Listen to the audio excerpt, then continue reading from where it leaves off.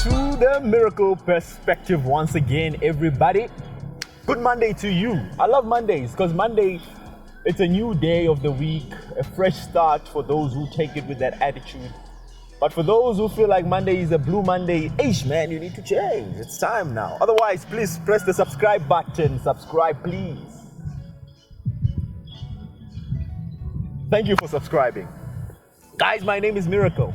I think I haven't introduced myself in a very long time. But yeah, last week I had an interview with Piladi, and we were breaking down the issue of gender-based violence. And she was giving us a perspective from a female, and how she was basically exploring on how are the issues of gender-based violence affecting women in particular, and what should happen in terms of improving our society and actually solving this issue of gender-based violence. And after that interview, because at the end of the interview, she said something to the lines of, basically the men are the ones who are supposed to take responsibility in doing something differently. Because women are people. They don't have to change anything specifically. I don't know if I agree or not. I don't know.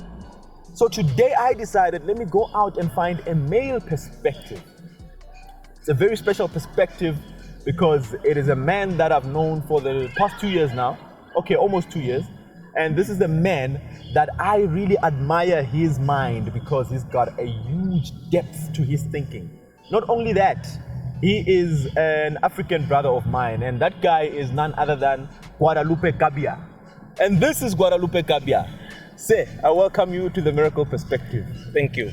I've been asking this guy to come to the perspective for the past 3 months now. Duck and dive. He's a busy man, but today I finally got him. And say you are welcome to the Miracle Perspective. No, it's my pleasure also to be here. Thank you so much. So, Guadalupe, to cut the long story short, I want to get your perspective on the issues of gender-based violence. And perhaps maybe you can give us a linkage to the way, to how it's connected to where you come from in Malawi. Is it the same situation as it is in South Africa? Because over the past few weeks, days, months, we have seen that there's been a lot of outbreak in issues about gender-based violence. What is your take on the issues of gender-based violence? All right, thank you, Mr. Milako, for inviting me to be at TMP. I actually enjoy watching this channel every time. Every Monday I'm there. The topic that you have just said and you have brought is a very broad topic to start. And to say about gender-based violence in particular, I think I'll put reference into where I come from and also South Africa, because I've been here for almost long. Yes. Yeah. Almost long, yes. Almost 2 years. It's been long I've been here. Yeah. All right. Gender-based violence in Malawi is also a hot topic, whereby we have so many women who are also being abused. But the only difference with South Africa is, I think South Africa has a good way of reporting gender-based violence. So is that thing whereby we can really say the reporting rate of gender-based violence in Malawi is a bit low, but it occurs. But the fact that these issues are not being highly reported to the relevant authorities, we shouldn't say they're not there. They are there. It's just that we don't see about them, but they are there. Yes, like the society, with the Malawian society, we are a bit closed.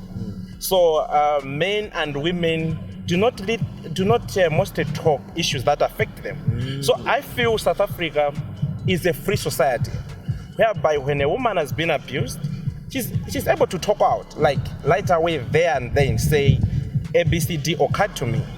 And then whilst with Malawi, when such issues happen, due to our culture, we end up hiding the issues and not reporting them to the public.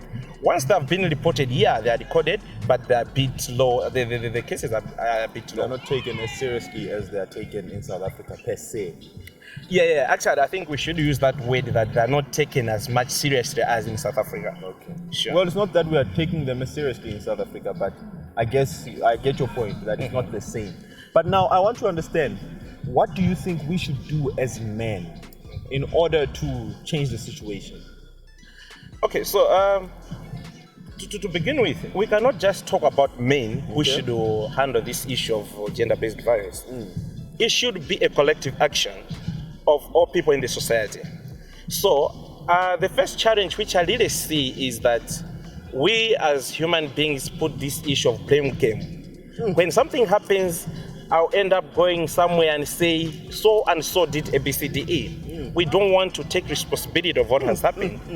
So I think it should be a point whereby we should freely engage and talk with all the stakeholders, all the people involved, starting with women themselves, and also us as men. So I think it should be a concept which should be tackled broadly, not just studying a blame game to each other. I think it won't help.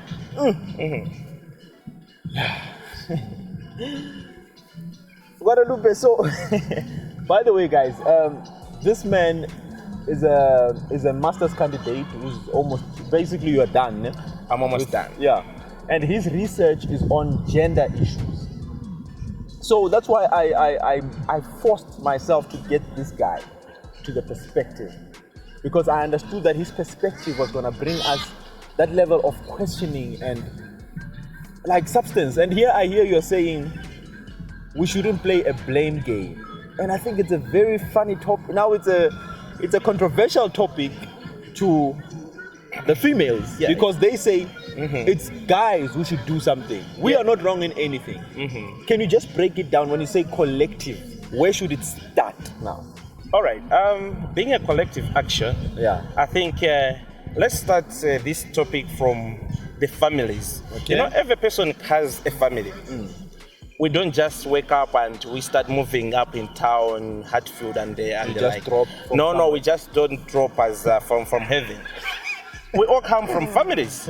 So a family has to be an institution which has to be respected and which has to be also recognized, to ensure that this family becomes like more or less a school whereby children and young ones are taught values.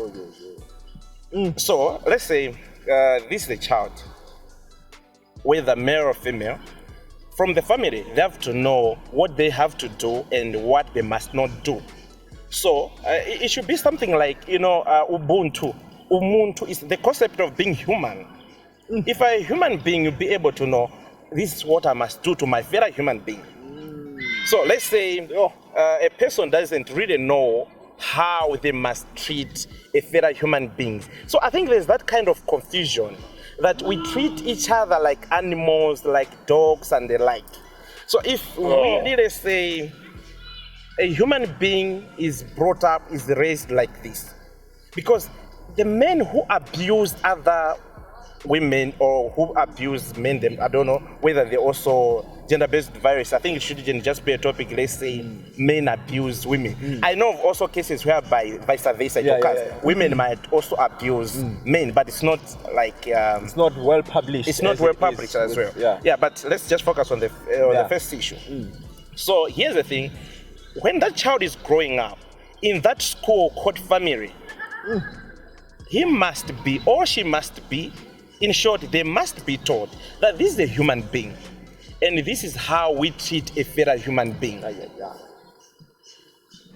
So that child is growing up just as the way we are taught about the Bible.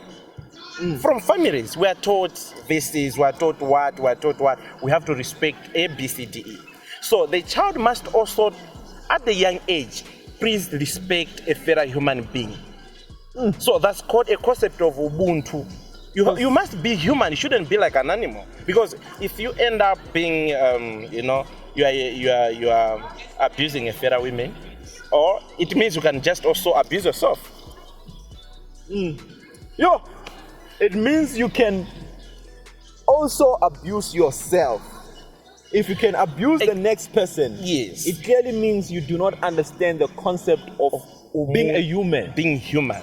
So even yourself, you are abusing yourself in a way. It's the same concept like people who commit suicide.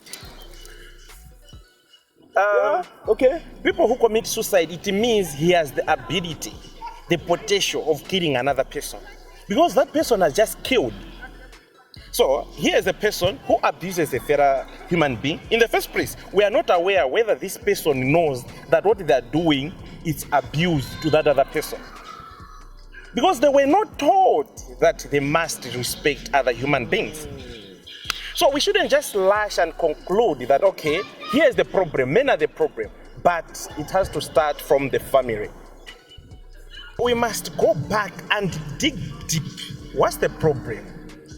And how best should we treat this problem? So as just as a solution, one way, I know there's so many solutions that we can put.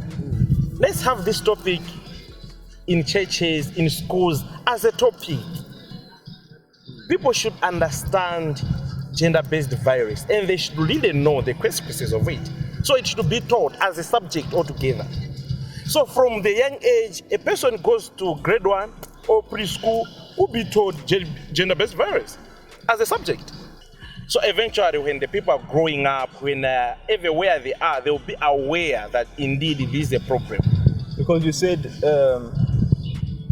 you cannot judge a person without evaluating whether or not they know that what they are doing is wrong or right. Exactly. So first, we must understand the root cause of everything, because sometimes you are raised in a family where you see this happening and you don't see it as a problem because it's like culture. Yeah, like the society, everyone is abusing a woman, then you just don't see it. Even when you abuse a person yourself, you don't feel like you're abusing them. Exactly, that's the thing. Oh. Process of also gender-based violence, we must also understand it that the way it occurs in a human being is there is pre-action and action itself. There's the phase whereby a person is there before he commits that thing. He thinks, he processes, and there's that actually a point whereby he commits, he acts, he conducts that thing. Pre-action and action. Yes. So we must understand what happens in the brain of this person before we see the outcome and the fruits. Yes. What were they doing? And how did it go into the mind? Yes, how and so when we are putting these different interventions, we must know at which stage are we treating the problem. Are we pre or it's after action? And I assume, obviously, if you are treating the action, it would be rather late. It will be rather late, exactly. Because it has already occurred. It has already occurred. So we need to go to the pre-action. Pre-action. And that's where you say it starts in the family. It starts in the family. It must go to the churches. It must go to the schools. It must go to small organizations. It's everywhere. Teach people about this thing. Guadalupe has raised issues of culture that it doesn't matter where you come from. In Malawi, it's just that the cultural inclination just does not allow them to speak out, or the issues of gender-based violence are not as well publicized as it is in South Africa. It raised the issue of family, which was the big one to me, and it raised the issue of education coming from home. And the last one that is stressed, a very, very, very stressful point, was Ubuntu. If you understand the concept of being a human being, there are certain things you wouldn't do to yourself. Let's call it a day. It's finished. Join me when we say it's finished. Boom. Okay. In 3, 2, 1.